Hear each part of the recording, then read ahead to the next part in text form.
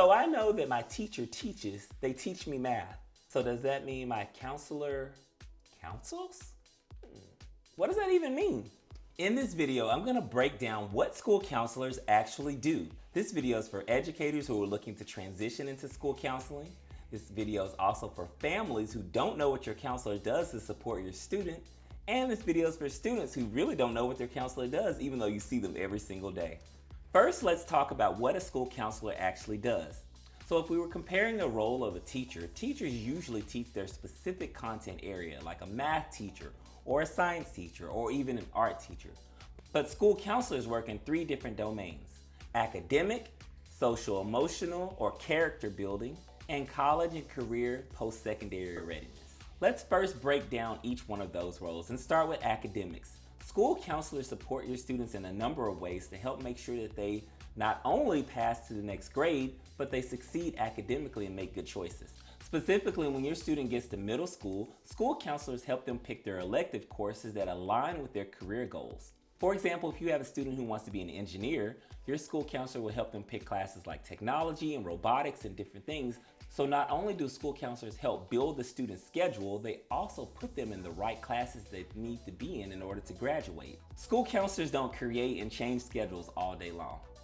School counselors also teach students to be academically successful with time management skills, study skills, test-taking anxiety, like helping to reduce that, organization, and overall just helping them to make good choices academically. So now let's talk about the social emotional character building aspect of school counseling. School counselors at all three levels, elementary, middle, and high school, teach students social skills in order for them to be successful and make good decisions in life. This can include teaching lessons on bullying, stress management, feeling identification, conflict resolution, decision-making skills, and a number of different things that are going to support their emotional and mental wellness. And for college and career, school counselors support students in elementary, middle, and high school to help them figure out what they want to do in life, what careers they want to pick, and what colleges they want to go to if they choose to go to that route. School counselors start working in elementary school to help students identify what career path that they want to go in. We introduce them to career fairs, career days, Career on Wheels, which is one of my favorites, where you invite all of the community helpers like police officers, the ambulance and fire trucks, and they bring their vehicle and teach the students what they do. It's one of my favorite parts of being an elementary school counselor when I was one. We also teach students in elementary, middle, and high school about different colleges that they can attend. We teach students about different programs and degrees and majors that they can achieve. We organize and reach out to colleges and universities to take them on field trips, budget pending at the school, of course. We teach students about how to write college essays, how to apply for scholarships, how to get admitted to college. We talk about the military. We teach them about the different type of colleges like universities, technical schools, trade schools, and even community colleges.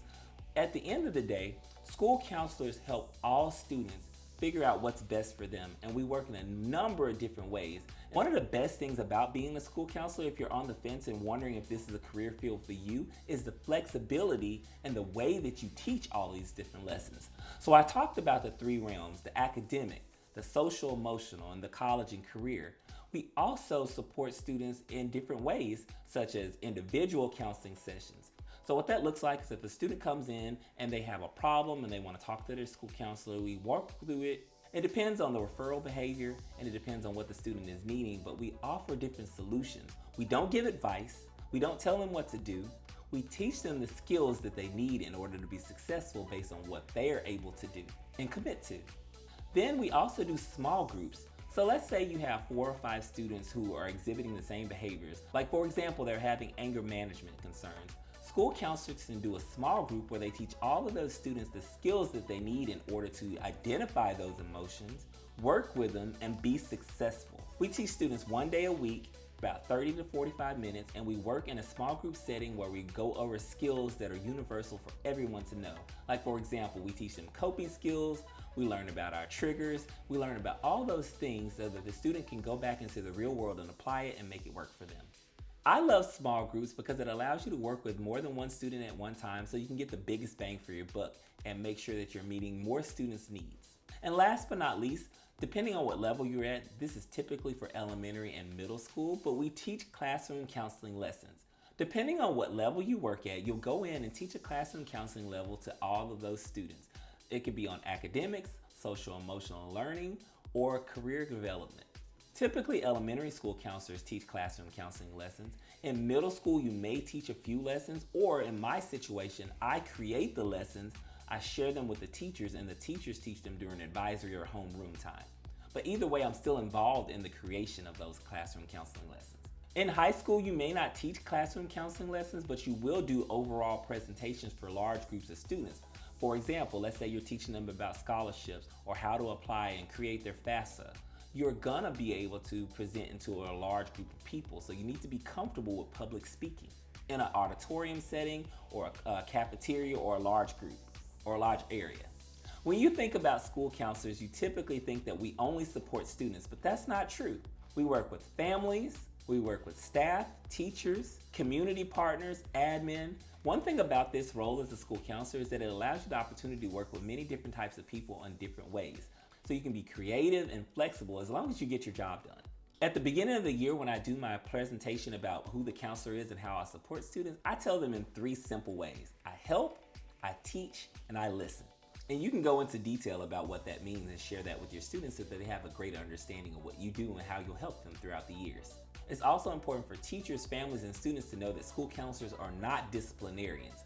We help students make good choices, but we're not involved with the consequence or the discipline part of it. And that helps to maintain and establish relationships. Because if you were to hand out consequences as a school counselor, that student may not feel confident or trust you and be able to talk to you when they want to or when they're dealing with something.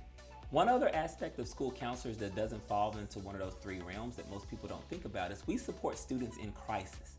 Crisis can mean so many different things. It can be panic attacks, helping students with things that are going on in their family life. It could be when they want to harm themselves. There's so many different things. Bullying situations can be part of crisis.